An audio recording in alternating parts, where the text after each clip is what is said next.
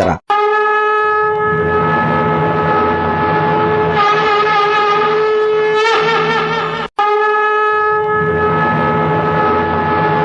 धाराशिव जिल्ह्यात पुन्हा एकदा पारिवारिक महाभारत की विकासाचे राजकारण हा वाद रंगणार।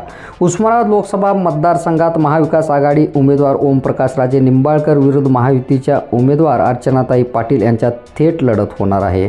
धाराशिवच्या राजकारणात पुन्हा एकदा पारिवारिक महाभारत घडणार असल्याची चर्चा नागरिकातून रंगत आहे।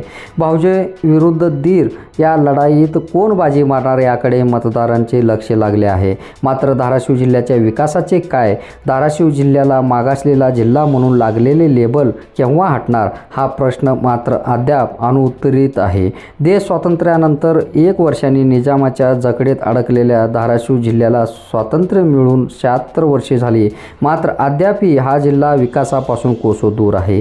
जिल्ह्यात